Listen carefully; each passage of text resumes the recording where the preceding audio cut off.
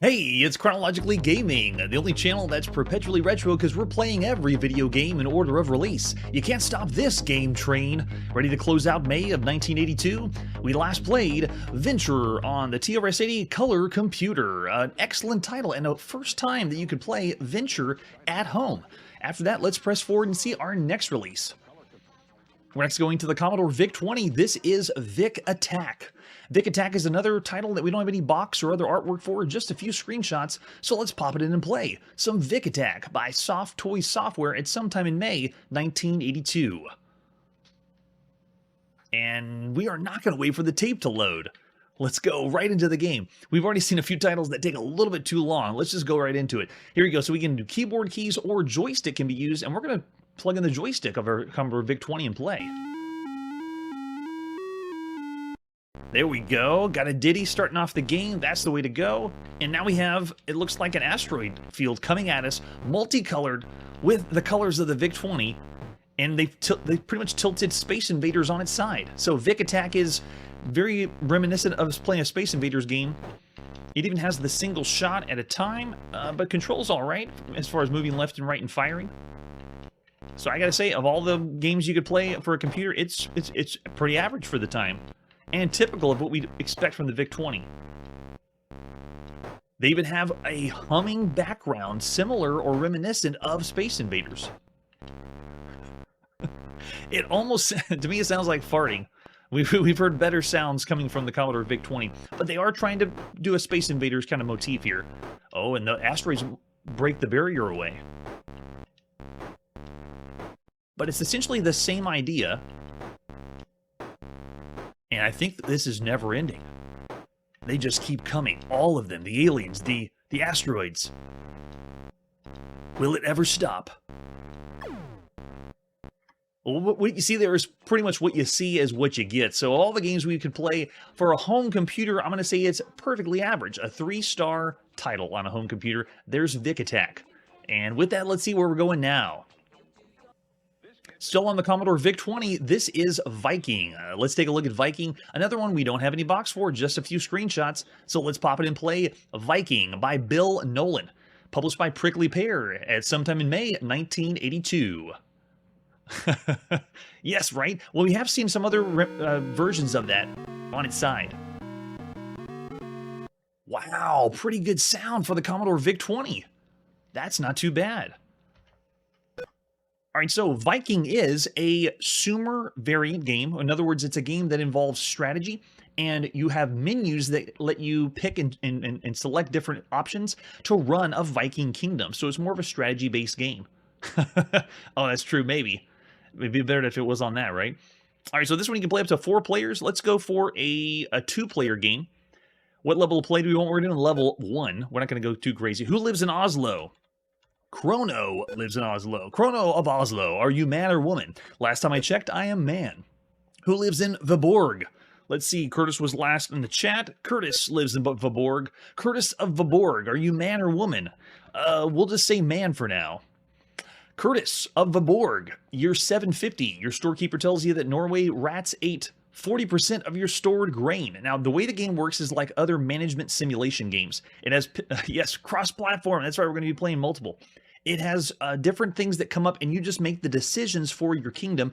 And obviously, if you make really good decisions, you do better, make more money, and your people are prosperous. But if you make bad decisions, then everyone dies or has problems. So if it all depends on how you make those decisions. So you can see we could play up to 4 people in this game, and you and your friends would be hot swapping back and forth and making decisions for your Viking kingdom.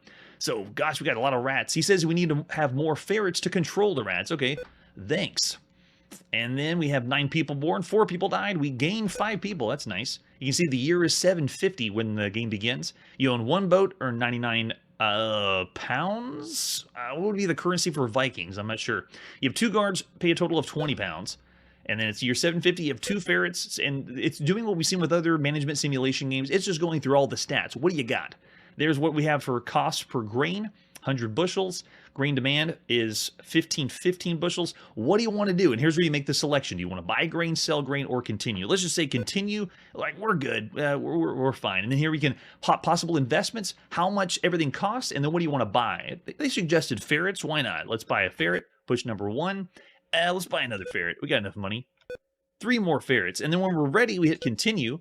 And oh, nice. It gives you a little slight graphic of what you see. There's our boat in the bottom left corner. And as you play the game, this will grow. You'll have temples, markets, armories. They'll all show up on this screen. And then you want to make any key changes to the letter of your choice. You can do changes to that head, import profits and sales, and so forth. And then we push G to go on. There you go, year 750. Provide your people with a substance level diet. You have to distribute at least 1,515 bushels of grain. You have 3,000 bushels. You have 300 for seed. How much will you distribute? We'll say 20. Why not? And there we go, the stats of everything happening. Thralls, seamen, traders, nobles, priests, everything that's happening. And now the next player gets to go. Chrono of Oslo.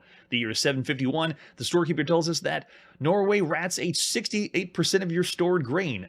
I think we played another game where the rats were eating everything as well. Was that the one from Italy? I can't remember off the top of my head. But I think rats were eating everything then too. And we need more ferrets to control my kingdom as well. So Viking is a simulated style game, but it uses menu structures. And all you got to do is read what's happening as far as stats, make the right decisions, and then bam, you got a Viking kingdom. So there you go. Of all the games we could see up to this point, Viking is one of the better, well-done ones just because it simplifies the whole strategy game. It's not really doing it too much to push, though, what all the video games you could play on the home computer at the time. I'm still going to say Viking is a title that's a perfectly average one. 3 stars out of 5 for all the computer games you could play up to this point. But that's not all. We also have Viking. There it is, Viking for the Coco. Let's take a look at Viking on the Coco. Pretty much the same company. Prickly Pear did it for us. We have some more information, though, for this one.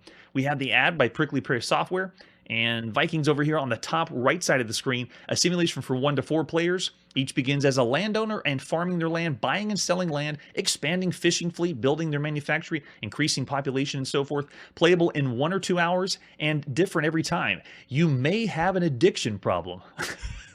From playing Viking? I hardly would think so. Yeah, those rats always are a bitch. We play that when we play other games like this. They do that and they pop up, eating all of our grain. Oh, that's true. You can start attacking players. That'd be even more fun. And then we also have another one by Enteco Software, which Viking is a brief graphic at the top right side, if you can see that there. Looks pretty cool on that spot. And then the rest we just have is screenshots. We also have the manual. This is from Color Computer Archive. The top, you can see it's by PDP, TRS-80 Color Computer, and you need 16K extended. Probably the best simulation ever written for the Color Computer. How well can you manage a Viking kingdom? If you do well, you may rise through the ranks to become queen or king and win the game. But you must beware because many pitfalls lie along the road to success. Oh, yes. Yeah, of this genre, I think it's done very well. Did you have an addiction problem? I'm not sure. And then we go, Prickly Pear Software shows you how to load the game, and it even has instructions for loading on the VIC-20, which we just played. The program for the game is very complex. The actual play is quite simple. The computer will prompt you every time it wants you to do something. First, you'll be asked for the number of players, then the difficulty level, and you'll be asked to supply the name and sex of the player. The program will randomly decide who goes first, and that player's turn will begin. And it's true. It's very simple. It works really well. It's a simulation of running a Viking hold around the year 750 AD. Your computer will step you through full year at a time. You'll be asked to make decisions about what to buy and sell, what taxes to assess for the coming year. The thing to remember is almost everything will have an effect on almost everything else. Taxes affect profits, food, population, and a whole lot more. As you play a few times, you'll learn to get ahead of the system and have fun doing it. We won't want to give you too many clues. You'll have a disaster befall you, such as a plague, raiders, revolts, etc. A plague, it's probably a plague of rats. All can be avoided by good management, though, and the way deficit, you have to be careful. You win by getting to be queen or king. Good luck. May the best holder win. And then they have a few definitions of the game. If you're not familiar with Viking lore, like thralls, ferrets, well, we know the ferrets are going to help us kill the rats. The head tax, the guarantee. Oh, there you go. This is the software guarantee by Prickly Pear. That is not one of the. That's not one of the definitions. And they even have a graphic for Prickly Pear. Isn't that adorable? So in Viking, you'll start as a lowly landowner, a mere commoner. However, by buying and selling land, farming land, expanding your fishing fleet, taxing your people wisely, increasing your population, building on your armor and weapons, training soldiers, making all the other decisions needed to rule wisely, you can increase your economic power and rank and win the game by becoming ruler over all. It does say, yeah, be careful of plagues, rats, raiders, revolts, and all the other bad stuff. It is definitely addictive. Be warned. I don't even, yeah, good point. Why did they ask if you're male or female? I want to know why. All right, let's pop in and play Viking by Bill Nolan. Prickly Pear software on the TRS-80 color computer. I believe this one is basic.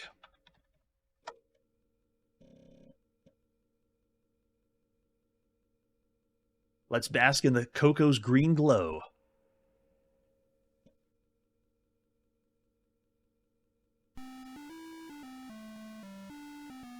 They're doing the Diddy as well. Look at that. How many players do we want? Let's just do one this time. Level of play, we'll do one. Who lives in Oslo? Chrono. Are you man or woman? Yeah, I'm pretty sure I'm man. Holder of Chrono of Oslo, year 750. The storekeeper tells you that the Norway rats ate 56% of your stored grain.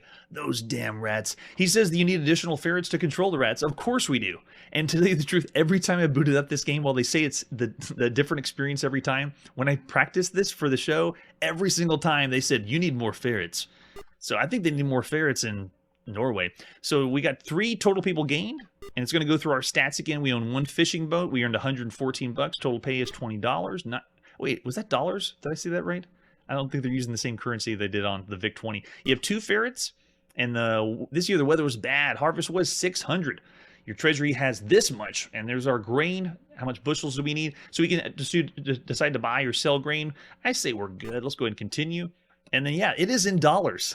That's funny. They were at least using a currency on the Vic 20 that is similar to what it was before. Yeah, right? We're too cheap to hire the Pied Piper. I wonder how much he would cost if we wanted to get rid of all the rats. Oh, yes. And you have to combat that as well. I'd love to see how far this would go with multiple people, and you actually get to attack everyone else. It'd be awesome. All right, so we have investment possibilities. Let's buy some more ferrets. Get those rats. And then we got enough money for a fishing boat. Let's do another one of those. And you can see our treasury's going down pretty fast. That'll be good. Let's continue. There's our graphics, similar to we saw on the Vic 20. We got 2 boats in the harbor. Nothing else happened yet, but it gives you just a small graphic of how you've developed and gotten better as you play the game. Yeah, I bet it was the fun part. All right, so now we got the taxes. If you want to make changes, key in your choice, or else press 6 to go on. Very, very simple. It's the multiple choice management system, and it fares so well at this time. You provide your people with a subsistence level diet. You have to distribute at least 1,465 bushels of grain. You have 1,040. You have to keep 104. How much will you distribute? So it says at least that. Let's do 1,500. Whoa. You don't have that much. Wait, did I not put a quarter? How many do you want to distribute? Oh, 104. Then we'll do that. And there's our standings. The holder, Chrono of Oslo. And our thralls, sailors, and traders, nobles, priests. And this is all the people that you have in your kingdom. Storekeeper tells you that, okay, now we go to the next year. So it went from 750 to 751. And every time you play, you go year by year. And now we got 62% of the rat. We just bought a bunch of, we did buy ferrets. We need to buy even more? I don't believe it. And then we gained 1 total people this time. We have 2 guards. Their pay totals that. And then our fishing boats made that much money. We have 8 ferrets, and we still are losing. Man, there's a terrible rat problem over here. Oh, 1040. Thank you, thank you. 1040, good buddy. So, holder, Chrono of Oslo. Weather this year was fair. Harvest was 1,200. Stores total 1,555. Very nice. And then, of course, we want to buy or sell more grain. You can make the decision here and then move on. So a very well done for the time strategy game, especially if you have multiple people that would want to play, because it's pretty simple to catch on. Eventually, you'll get the quirks and know what which decisions to make or not make, but I still say Viking's a pretty good time. I'm going to go 3 stars of all the games you could play on a home computer, and just bear in mind, if this was just strategy games, I would definitely be rating this one higher, but we're rating everything that you could ever play. It is perfectly average for 1982. And with that, let's see our next release. We're back on the Commodore VIC-20. This is Wallet Walker. Let's take a look at Wallet Walker. Another one we don't have a box for, just some screenshots. Let's pop in Wallet Walker by Commodore Electronics. It's sometime in May 1982. Is this one going to take a long time? Oh, it is not. We're in. I don't know. I know we say that the Diddy is a luxury here in 1982, but I mean, you got to admit that was pretty bad. All right, let's push F1 to start. And we are, oh, we're in. Okay, so it works. With joystick on the Commodore VIC-20, I'm controlling the character at the bottom of the screen. It is not a platformer. Nothing's happening when I push the button. All I can do is move left and right. And Wallet Walker is you just pick up what's on the right side of the screen and then move back, avoiding the rain. Oh, made $200 for that. Very nice. As long as I don't have to chase away the rats from Viking. See, they should have put this in as a mini game in another title. It would have worked so well. There you go, just made 400 and got to squeeze through there. Nice and easy. There we go. Good, that's it. Good. As we play game by game all over the world, we're getting releases that are not just in North America. We're playing things in Europe, in Japan, in United Kingdom, in Australia. So we've had little tastes of things every now and then. Oh, they got me. The ambulance comes and gets me. I think it's pretty futile, though, because whatever's falling down is going to destroy all the barriers, and I won't be able to get past. Look at this. There's just a volley of them. So in a way, it's a really simple arcade idea. Oh, it added the barrier back. That's nice. But I still died. There's no sound effect for the die, but I really like the ambulance coming to pick me up. We've seen a few games do that on the home computer. It's a death animation. Oh, what? That wasn't even... I hit my hand that time. And then we hear that ditty one more time. It almost sounds like a funeral march. I'd say Wallet Walker is a fun time, very, very quick, simple premise, and an idea that's kind of something we've seen before, but you're essentially just needing to make to one side and then make it back. Almost like a rudimentary freeway that you'd play on the VCS.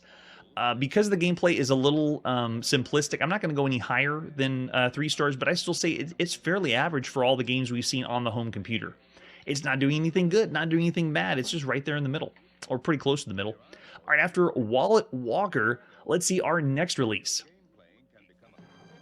Here we go, we're back on the TRS-80 color computer. This is War Kings. Let's take a look at War Kings, starting with the advertisement.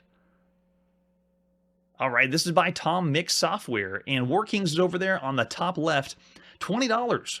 At least this advertisement. Remember Warlords? You'll love this one. A challenging game for 2 on your color computer. High-resolution graphics with outstanding sound make this a real treat. Machine language needs 16K, and there it is. Put your Visa or MasterCard down. And that's all we have for artwork. The rest is screenshots. Let's put some War Kings in our Coco by Charles J. Rudland at some point in May 1982. Just want to check the command before we type this one in. It is machine language, just like the ad said. Now, if you're familiar with Warlords, we saw an ad that Atari was putting out with that little kid saying, if you play Warlords, I want to play it on another system, but other systems don't have it. This would be an example, again, of we know better, because you can get Warlords on other systems. Here's one of them. War Kings. What difficulty do we want? Easy, medium, or hard? Let's start with easy. Atomic Software. Oh, look at that. Nice. Analog control on the Coco, and when you're ready to play, you just push both buttons at the same time. There it is, nice. It's a 2-player variant, and there is no artificial intelligence, so you have to have a second player to play with you. Since I don't have a guest with me, this would be a solo experience. But to have 2 people to play Warlords on your Coco would be amazing. Yeah, they look like kings too, right? As usual, it's very colorful on the Coco. Maybe even garish, depending on your preference. I love it. It really screams, this is a color computer. And I do get to be a king that's all blue, and I love it. The big thing that sells this is the controls. The TRS-80 Coco and their joystick make this work great. Feels really good for a ball and paddle game, and we've seen a few other ones like that. Get in there, get him! What? How did it bounce out? I thought he was going to die. That was. I think I was gypped off that time.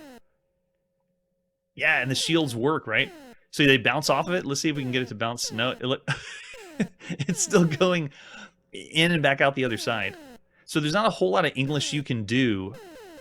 Oh, it got me on that one. If you can get it behind the shield, it actually will bounce back and forth and be a detriment to you. Let's see if I can do it to myself. Oh, it bounced off the edge that time. And go back there. Oh, I'm trying to hit it behind his. Well, let's do mine. There, look. You're like, oh no! So if you make a mistake, move your shield in the wrong way, then you have big problems. But this would be a fantastic title to play with 2 people at the time. That's the kingly belt, not underwear. Or that guy has underwear. I have a kingly belt. Obviously, the green belt.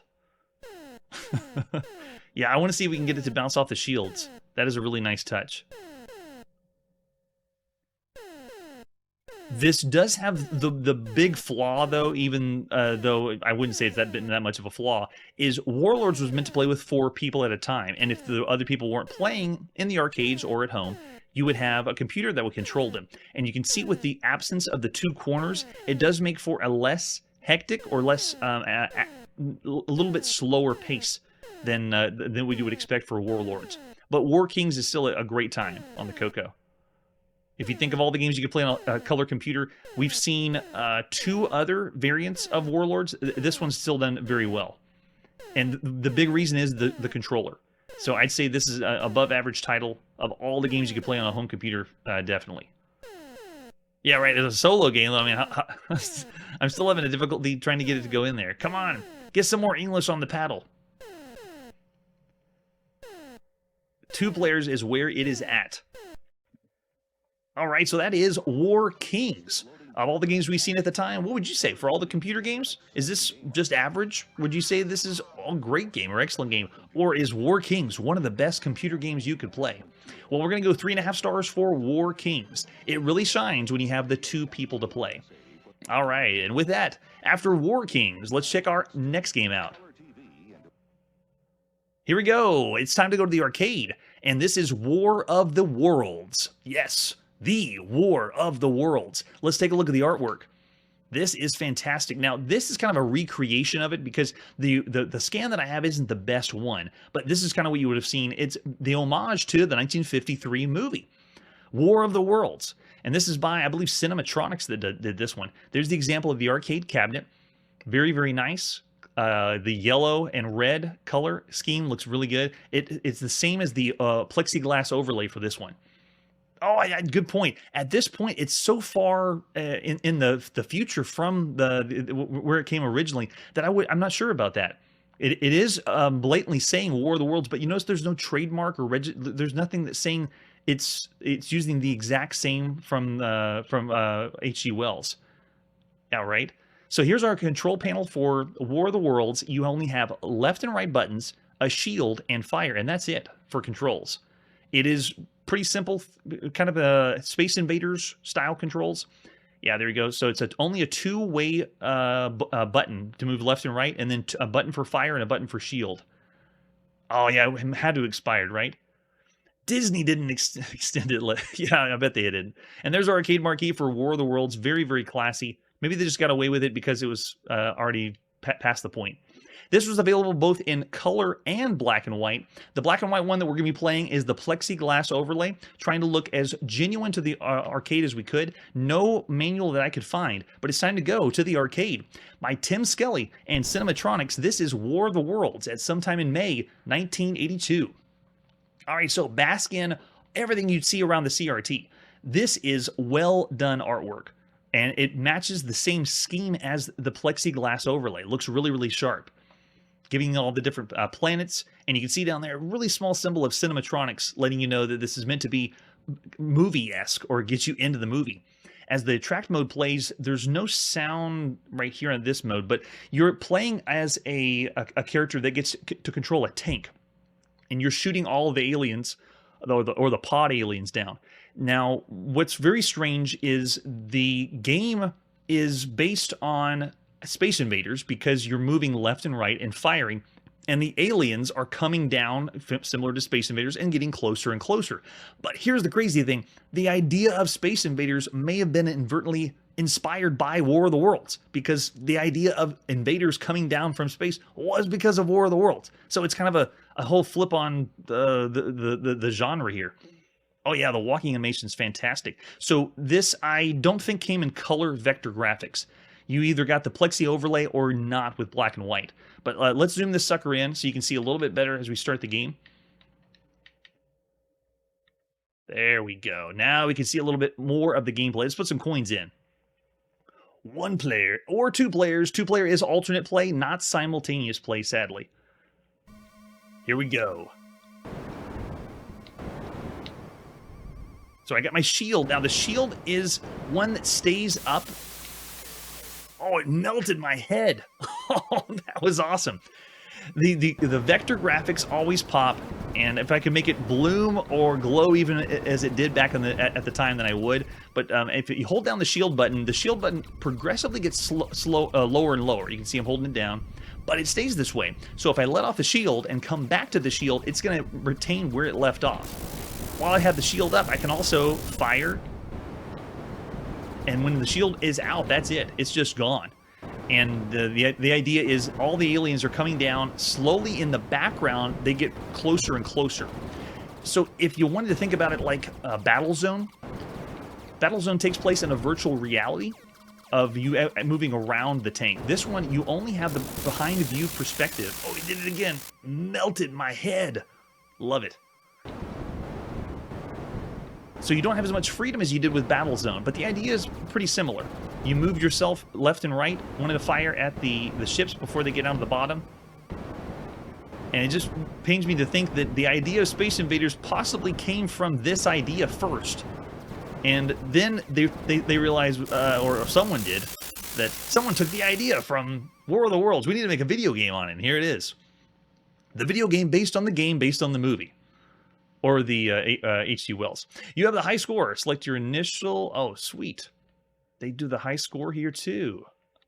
Let's see if we can do it right the first time. Oh, that's pretty slick because it's only using 2 buttons, so it's pretty easy to control.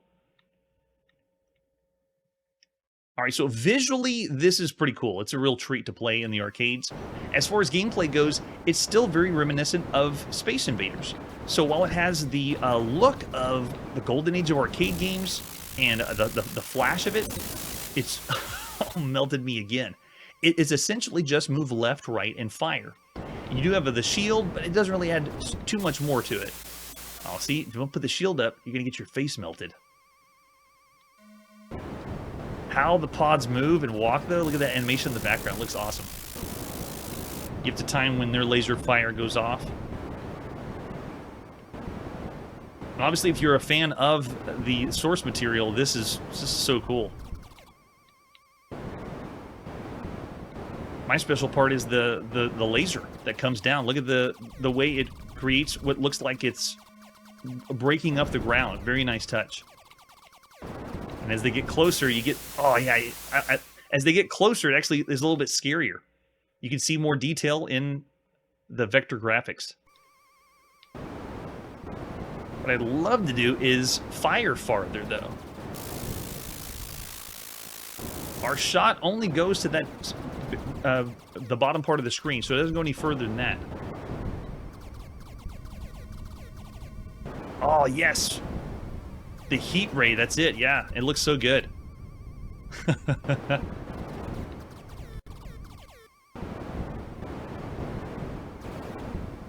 Yeah, gameplay's king. While it has a nice aesthetic, I'd still say this is about above average title, but not going any further than that. But it just looks awesome. So to see this in the arcade would be a treat. And you should. Uh-oh, did we get hit? Oh, we got stunned. So those stun us, and then, oh yeah, don't hit the heat ray. This would be a great title to have in the arcade just to look at, to see and be like, oh my gosh, it's War of the Worlds. Crank the volume up, make it kind of scary. But as far as the game itself, I'm going to go 3.5 stars. Pretty much agreeing with the chat. Curtis and Victor, Manly Stranger. Yeah, it's above average at best for all the games you can play up to this point in the arcade. All right, with that, let's see what our next game is. It's now time to play The Warp Factor on MS-DOS. This is one we've checked out on the Apple II, and here is the MS-DOS version. This one is the release by SSI, so we got a lot to show. First is the blatant ripoff of the box. Same one we saw before on the Apple II, but I mean, come on. The war factor is obviously Star Trek. It looks exactly like the Enterprise, and the Klingon, and I believe that's the Romulan warship. They're all there. Yeah, very similar, right? And they even say Starfleet. They separate with a space. Is at your command. And over on the bottom is, I'm going to give you some more screenshots of the schematics of the ships for the game. But this is like in true SSI fashion, very technical, very tactical, and it is extremely detailed as far as any game you would play on a home computer. There's an example of the screenshot we'll be playing on the IBM, and bear that in mind because this one doesn't run too well. I will show off the manual. It is a very lengthy, very detailed Starship Operations manual on how to play the game. This is something you could get invested in for months if you wanted to. It has a lot of detail specifically for Star Trek fans. And when we played this on the Apple II, it was another one of those, how in the world do you play this on the live show or get a small snippet of it? Because it's impossible. There's too much to it. The Warp Factor is an outer space battle game involving starships, star bases, single-pilot attack spacecraft similar to those portrayed in 4 different television series. At least it says here. I'm guessing Battlestar Galactica, Star Trek, and Star Wars is my guess.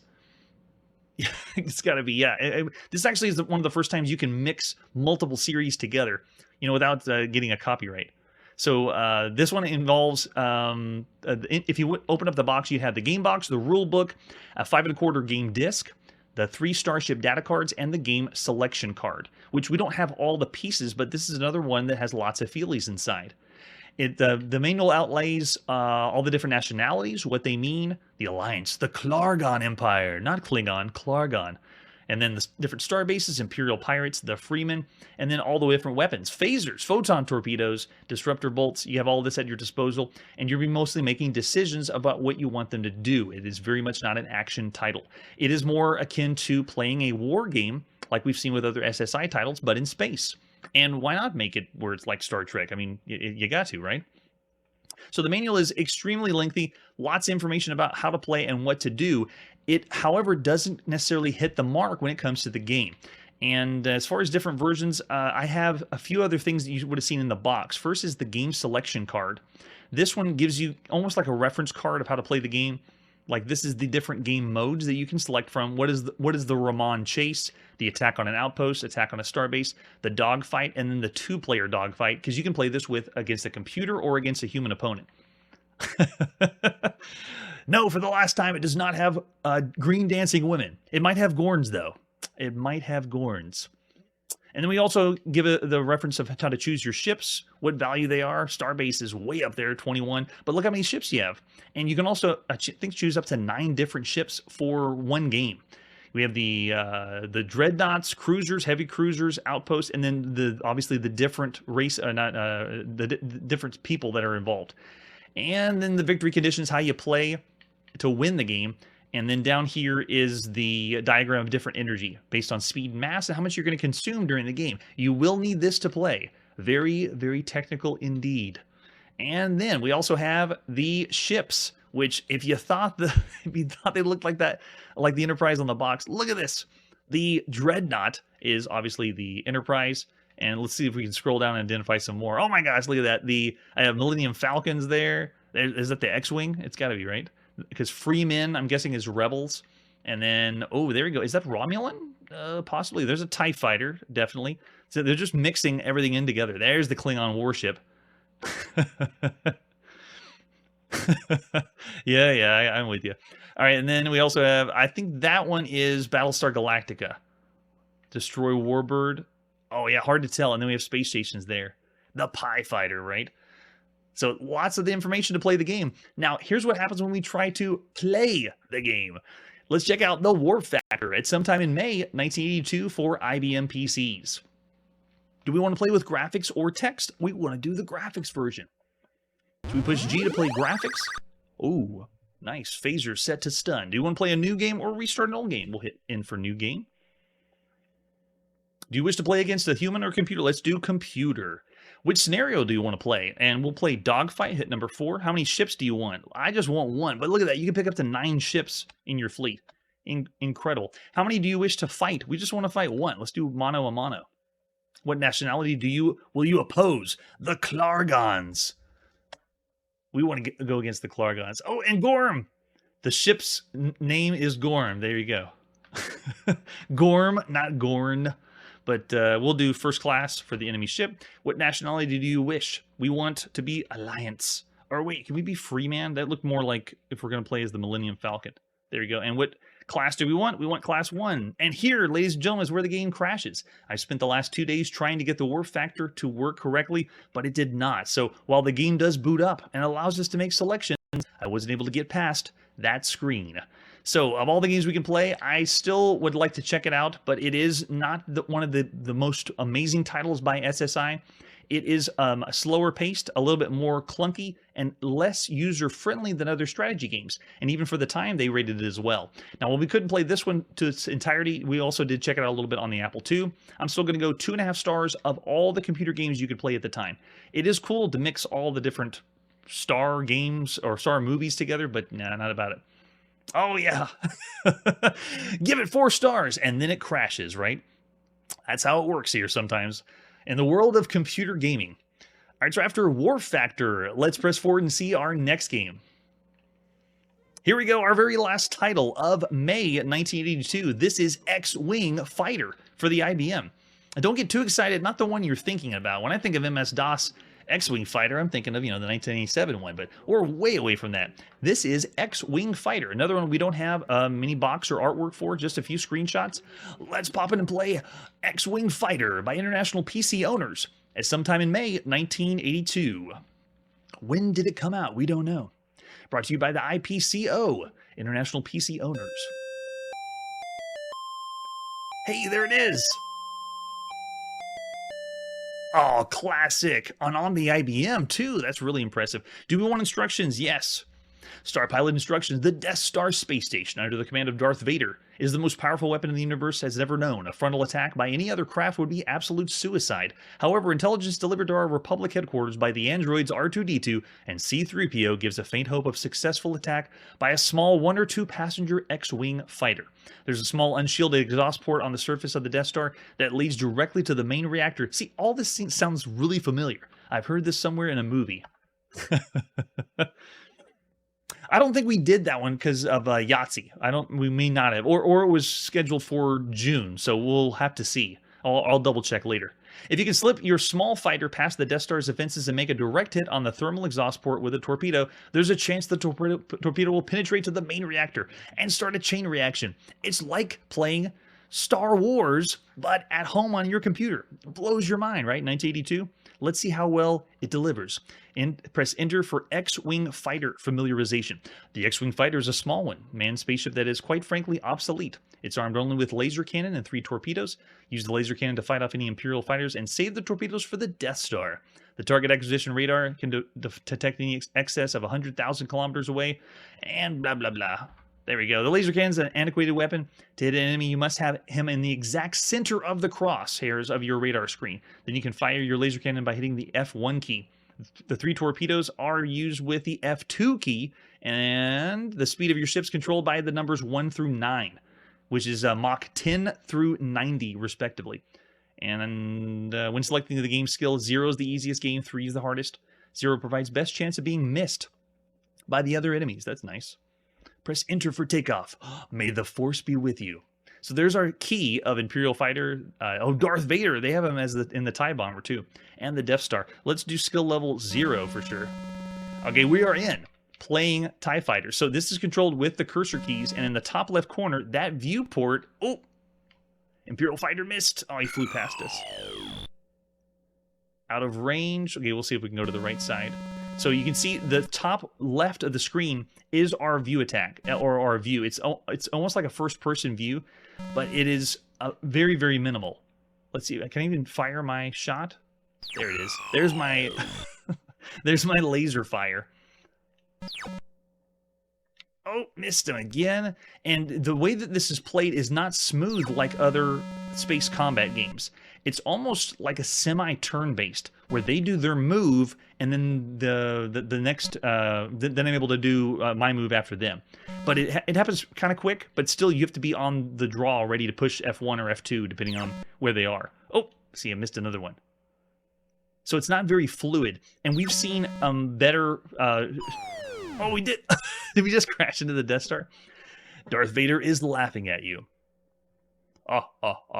You've just collided with the Death Star. They did not even hear the collision. You did not even scratch the Death Star's paint. But you are dead. You lose. Hit enter to play again. Escape to give up. So we played other games that were very similar to this space combat style, and they even made it so you could have more freedom of movement and attack power. But this one feels very, very limited, especially with, look at the screen. It's extremely tiny, and we've had games that blow it all the way up. To be fair, though, most of the games, the resolution of the IBM PC would be around the equivalent of what you saw in the top left corner, but as a blown-up screen. This is Red Leader. We can't even fire, but we crashed into the Death Star. I think we got one. There we go. Come on, go, go, go. Oh, let's see if we can do the photon torpedoes at it. And they even added the sound for the IBM PC. Kind of cool. This is more of a fan game. There is no true Star Wars game at this point. Yeah, I know. I wanted to like it more, too. The gameplay, though, is just so limiting. And there is a lot of technicality to it. You can say they did their darndest for a Star Wars game, but it's still not something that would be as enjoyable or fun at the time. Just because when you actually get in the cockpit like we are now, it's a little cringy. Doesn't feel as smooth or good or fun. If you only had an IBM, if your parents forked over enough money for the IBM PC, you'd find some enjoyment out of this, I'm sure. But as far as the games we've seen, I'm going to go 2 stars. It is a bad title. I'm going to say XWing Fighter is bad. The one we see later, though, I'm really excited for that one. All right, so there you go. That is the last game that we're playing in May of 1982. We now move forward to check out summer. Let's see what June has for us in 1982. But first, after this commercial break, you'll also meet Ken and Roberta Williams, the creative minds behind Sierra Online. Ken and Roberta Williams, some of the most popular computer games on the market today. Ooh. Many computer games parallel movies in more ways than one. Several computer games are produced like animated films. What do you know about computer games, Rebecca? Storyboards and artwork. I'm pleased to have with us today Ken and Roberta Williams. There they are, Ken and Roberta behind the Williams. successful Sierra Online. You all have so many smash hit games. The Wizard and the Princess. Wizard and the Princess. Frogger. Threshold. How did this begin? It all began 2.5 years ago in the kitchen of our house. So 2.5 years Ken had just bought a before this an interview Apple, happened, so it's pretty close to where we are. He thought he wanted to do something with it. At that time, I still can't find the date of exactly when this interview was. He was fooling around with writing a programming language for the Apple, which is a Fortran language.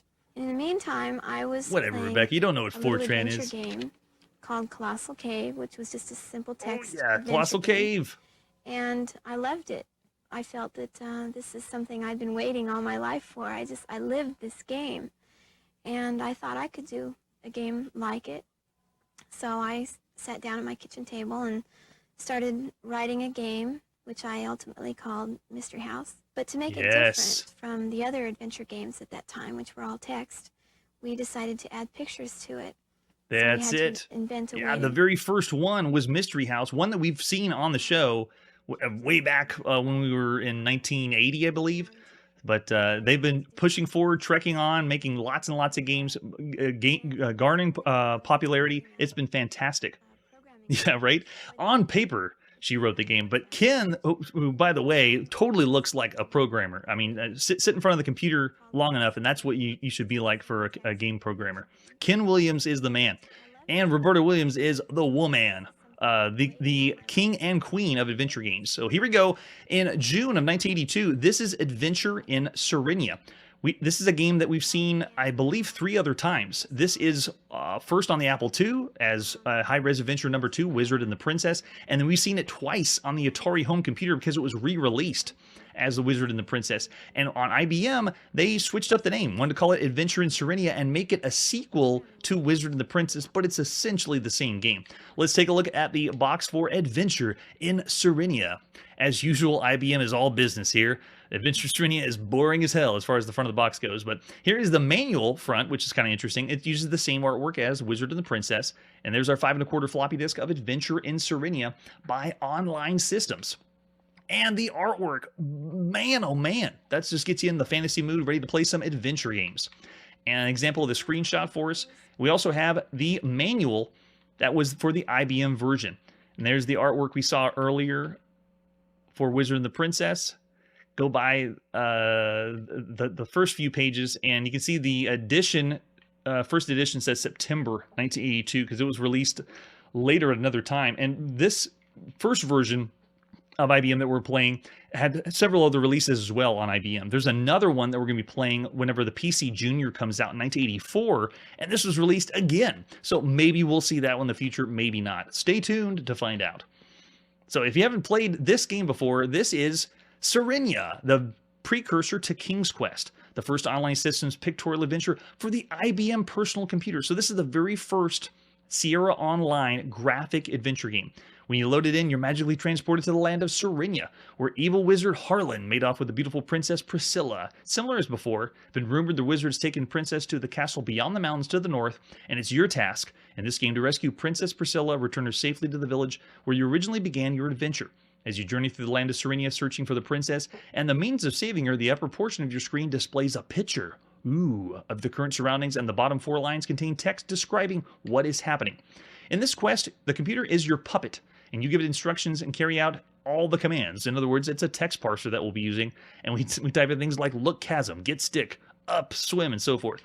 When you begin in Serenia, you'll see a small village located in a vast desert. If you check your belongings, you'll find you're carrying a flask of water, a small knife, loaf of bread, and a blanket. Be sure to read the section in the manual entitled Saving a Game. Yes, you should. Read the part that says Save a Game. Definitely. All right, so over on the left side, what's the hardware you need to play this? You need an IBM personal computer with 48K of user memory. If you've been playing and checking out the channel, you know that we already have 64K in our system for a few of the games we played on the IBM, so 48K shouldn't be too big of a deal, but it's definitely still expensive. Caring for your adventure cassette, that's very nice, letting us know what to do. The do's and don'ts of your 5 1/4 floppy disk. No pencils, no clips, no ballpoints. Hey, don't bend it. Don't put it out in the sun. And no magnets. No, definitely no magnets. Oh, I missed that one. You did? That's awesome. All right, so how to load Adventure in Serenia. Load Adventure, there it is. Open the drive door, close it up. And when the program's loaded into memory, the following thing is on the screen. And then how do you move around with cardinal directions, of course. If you haven't played an adventure game, it feels like IBM's teaching us, here's how you play an adventure game, like it's our very first time. Thanks, IBM. And then the world around you of how you travel around, explore, get to know Serenia and play. And there's only 4 lines of text at the bottom of the screen. There'll be not enough room to show all the messages. Oh, that's so funny. If you want to see the next 4 lines, press the scroll lock key. Okay, so that explains it. So whenever there's more text, you have to hit scroll lock to scroll it down. That's awesome. All right, so saving, how do you save the game? You're going to need to do that. Save often. Definitely make sure you do that. Look at all the instructions for saving the game if you needed to. And then how to start over again. You can do the quit command. Enter the command colon at the prompt to go back to the beginning, and that just erases everything. But bear in mind, to play games back in 1982, adventure games, they were very long games. If you started from the beginning and you did not save and you were close to the end and you died, that was it. You have to go all the way back to the very, very beginning. It was very, very frustrating. But mind you, you do it once and you will save every few seconds after that. There's all the function keys and what they're for. There you go. We got save as F3. Wow, even this long ago, F3 is still save. And then they have some hints, getting past the snake, and they give you the hint as a code, which is kind of cool. You may find that a problem in the Adventure Serenia quest is seemingly impossible to solve, and I am with you. When this happens, it might be a good idea to put the game aside for a while. The next time you play it, it'll probably think of a new approach to the problem. Advice from other members of the family or friends may help also. Thanks, IBM. But if all else fails, if you look in the bottom left corner, turn the Serenia disc over, check the computer store for a hint, or call us at Online Systems. There's the number for West Coast hour times. And then we also have the index here. And they didn't give us a whole lot of story. They give a lot more lore in the other versions we've seen of a Wizard and the Princess. There we go. Cool. And oh yeah, we also have the video game map someone's dug up. If you didn't want to create it yourself, here it is. The entire map of Adventures in Serenia for IBM or Wizard and the Princess. I believe you start off in... There it is, the desert and then the town. I don't think this is the... Yeah, it's right here. There it is. The town of Serenia. That's where you start in the center. And this is the whole map of the entire game laid out. Too cool. Look at that. Scorpion Desert. There's the castle. If you've made your way all the way through the game, you can... it looks pretty familiar, but it shows you how many screens they had to make for this. So cool for the time. All right, let's pop in and play Adventure in Serenia by Ken and Roberta Williams in the beginning of June 1982 for your IBM personal computer. There it is, the splash screen. Who did this? There they are. Implemented by Jeff Stevenson. Way to go, Jeff. Let's go. We're ready to play. And we're going to play this until the end. We're going to go as far as we can. You're in the village of Serenia. Around you is a desert. So welcome to summer of 1982, where we start in the desert. What do we want to do? Let's go west. No, let's go north. Yeah, starting in the desert. And let's go east. Keep going east. You're wandering around in the desert for the very first part of this game. Extremely frustrating. And north. And east. And west. All right, hopefully this is the good rock. Otherwise, we're going to get bitten by a scorpion. Scorpion behind the rock has stung you, and you're dead. Would you like to play again? And that's how tough the game is. That's how we played it before. Now, let's do it for real. Go north. So while wandering around in the desert, you will get lost, and you're supposed to find a rock, but every rock is the wrong rock, and you have to pick up the exact right one. So there's 2, 3 east, 4 east, north, east, north, west. Okay, that's the right one. Looks totally different, right? Get that rock. We got it. Okay, now let's go north, and west, and north, and west. Is everyone drawing their map? Because that's what you had to do. North, and west, and north. There he is. Now we can throw a rock. Kill that snake. Yes. If you have played this and didn't get any further than this, this was the snake that stopped you. This is the reason you didn't get any further in Wizard and the Princess or Adventure in Serenia here on the IBM. So we hit the snake in the head with a rock and kill it. And we are now in the desert. Okay, so let's go north. You are hot and thirsty. You better drink some water. Okay, let's drink. And by the way, before I do that, if you do I and V for inventory, this shows you what you got. Flask of water, pocket knife, loaf of bread, and blanket. And there's more text to scroll, so you have to hit scroll lock again. That's too funny. All right, so drink some water. That is much better. Now your flask is empty. Okay, let's go east. And get that stick. Picked it up. Had to redraw the whole screen again after you get the stick. And then now we'll go west. And north. Uh-oh, there's a rattlesnake here. You better watch out. So now we throw stick. And there's the rattlesnake, by the way, right to the left of that cactus. And now he's gone. We hit the snake in the head with the stick and drive it away. Much better. Now let's look in the hole that the snake was in. We have a note here. Let's get the note. And read the note. There is some strange writing on the note. Okay, so we don't understand what it is. And after we get the note, let's go ahead and head north. And go west. Oh, here we go. A snake that is trapped under a rock. So let's lift the rock. When you remove the rock from the snake's tail, the snake looks at you and says, I am king of the snakes, and to repay you, I will give you a magic word. Hiss. Then he leaves, and you're in the desert. So we learned a magic word, hiss, and now let's go north. I like the art here. It's just a giant note just in the middle of the desert again. All right, so let's get that one. Get that note. There's a rattlesnake here. Throw stick.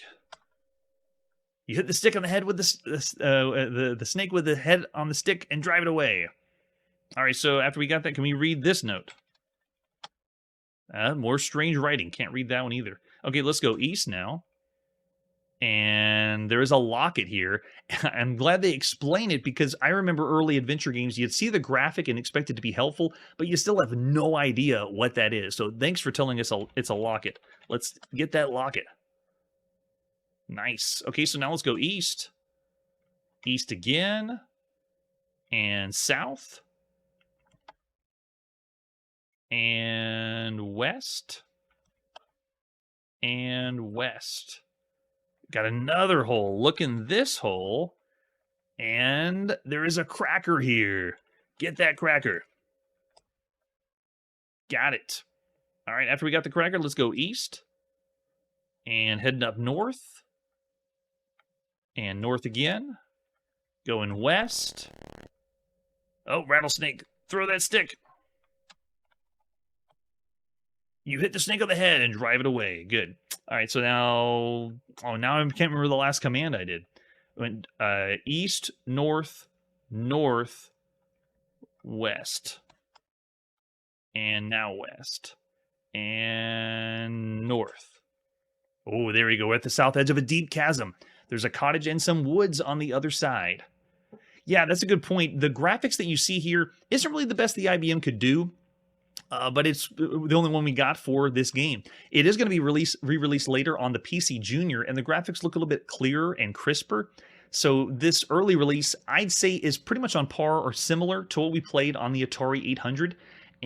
But obviously for me, the best one was Apple II, the way to play it. But everyone's opinion varies. All right, so after we're at the chasm, let's say hocus. Oh, we got to say it. Say hocus. Oh, hocus pocus. Now, how we would find out hocus pocus was the magic word, I don't know. Maybe when you play this or ask your family and friends after you're stuck, how in the world do I get past this? Someone just says, oh, why don't you try hocus pocus? And then there you go. All right, so let's go north. All right, we're in the north edge of a deep chasm, and here's the bridge spanning over the chasm. Now let's go house. Go house. There's an apple here. You're in the one-room cottage. It's almost empty except for a couple of tables. So there you go, a brief introduction of how it works to play Adventure in Serenia or Sierra Online adventure games at the time. I would say this game is still a very great title to play, fun title to play. If this was the very first time you'd played an adventure game on your IBM, it's a great one, a classic. And it's also a precursor to a bigger title that's coming up a few years later. And you know which one I'm talking about. King's Quest is where it's at. And this one's like getting to know the world of King's Quest before it happens. So I'd say of all the computer games you could play, this is still an above average title, 3.5 stars for Adventure in Serenia. All right, now we have started the beginning of summer 1982. This is where we got to put our video game playing on pause. If you could go back to 1982 and rate these games on our 5-star rating scale, what would you give them? That's it for today, and like I always say, it's not just ones and zeros that make up a good game. It's a work of art. Hey everybody, thanks for checking out the channel and joining me on my quest to play every single video game in order of release. We'll be streaming live every weekday at 9 p.m. Central, so join us and let us know if we missed any games along the way. This video would not be possible without Launchbox, RetroArch, and MAME. Tell all your friends there's some crazy guy named Chronologically Gaming trying to play every single video game. We have links down below that'll send you to places like our Discord and Patreon, and one that says all the video games we've ever played. If you go there, it's a list of everything, and you can click right to the game you want to see. Chronologically Gaming is the name to look for. We are perpetually retro, and we will catch you next time.